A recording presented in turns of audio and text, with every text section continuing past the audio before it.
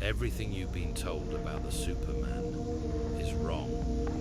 What if this controversial philosophical idea isn't a manual for tyranny, but a prescription for personal liberation in an age of conformity? And what if the real path to becoming this higher human wasn't through power over others, but through a radical, ancient discipline over oneself? Welcome back to Esoteric Grit. Today, we're connecting two dots across 2 millennia. On one side, Friedrich Nietzsche and his explosive, misunderstood idea of the Ubermensch, the overman or Superman. On the other, the ancient, steady discipline of Stoicism. We're going to surgically remove the Ubermensch from the stain of Nazi distortion, uncover its profound psychological benefits for you, and argue that Stoicism is perhaps the most practical operating system ever designed for actually building this ideal. This isn't about becoming superhuman. It's about becoming fully, authentically human. First, we must perform philosophical surgery. The Ubermensch was poisoned in the 20th century.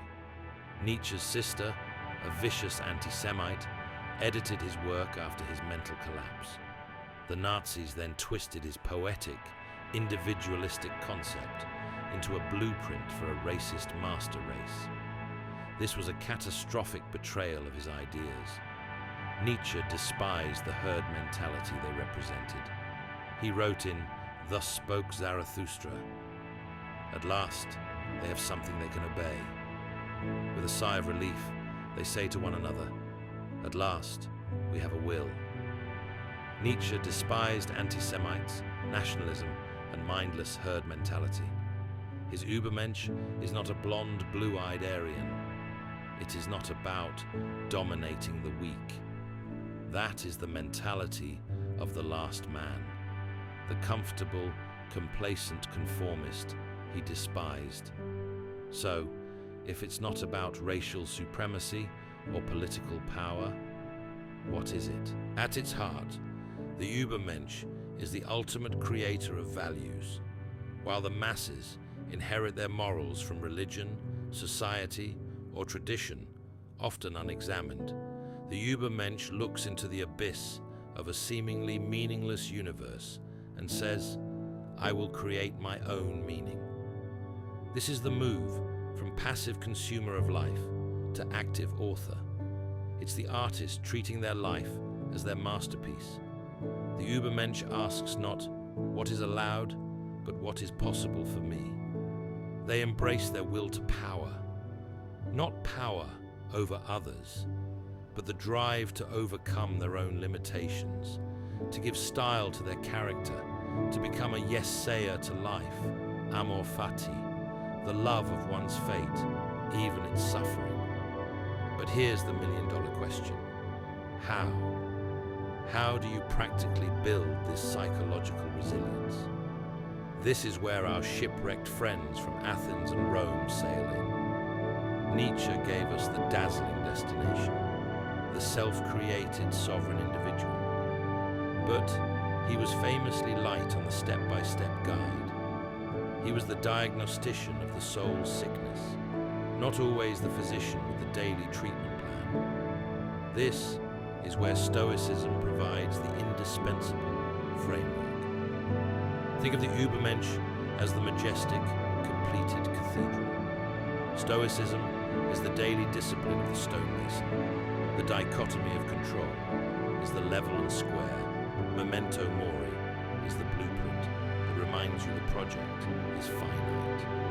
You cannot create your highest values if you're a slave to every passing emotion. Nietzsche knew this weakness well, writing, "The surest way to corrupt a youth is to instruct him to hold in higher esteem those who think alike than those who think differently." Stoicism is the training that frees you from that slavery. As Epictetus, the slave-turned-philosopher said, "No man is free who is not master of himself." How can you be an Ubermensch if you're not first master? of your own mind. Let's make this concrete.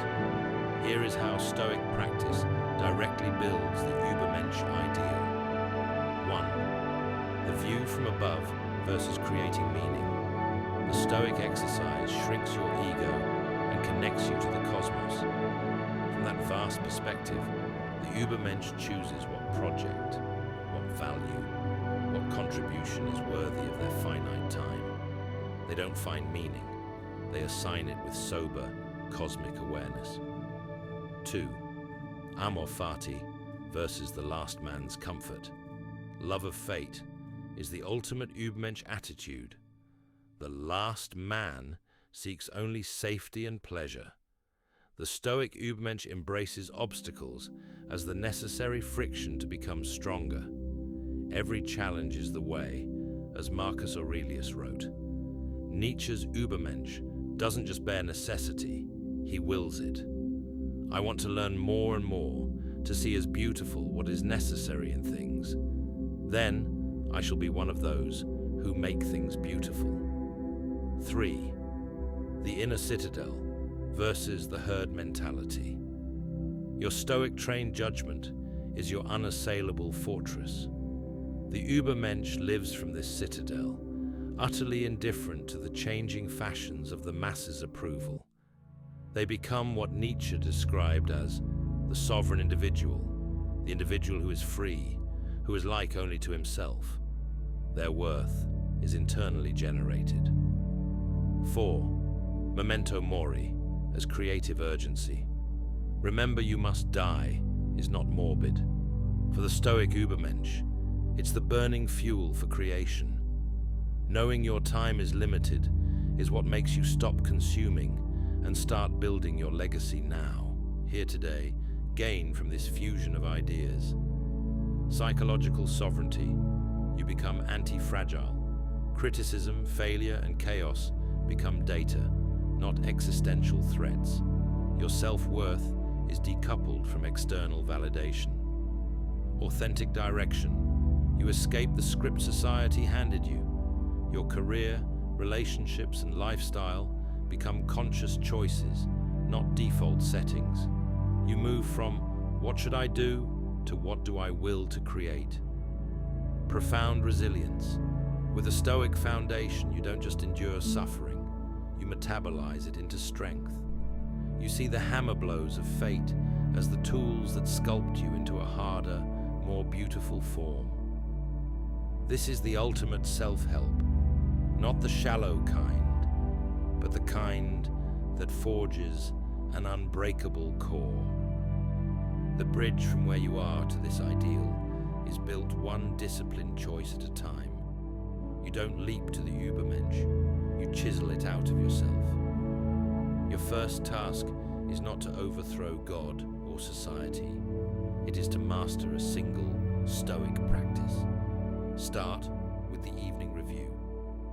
For 1 week, ask yourself, where did I follow the herd today? Where did I let an external dictate my mood?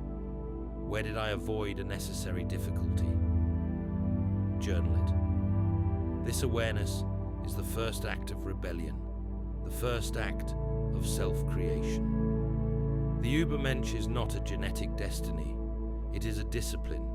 It is the will to impose order on your inner chaos, to carve a yes out of a universe that seems silent. And Stoicism provides the chisel. If you're ready to pick up that chisel, this channel has other videos on Stoicism that would be beneficial for you. It's linked on screen and in the description. If this new perspective on an old idea brought you value, please like this video. It helps immensely in separating deep content from the noise of the masses. Subscribe to Esoteric Grit for more frameworks that turn ancient philosophy into modern strength. I want to hear from you in the comments. Which concept resonates more right now? The creative Ubermensch or the disciplined Stoic foundation? Or does the synthesis of the two change the game for you? Until next time, remember, you are not just a face lost in the crowd. You have the potential to be its sculptor. Memento mori.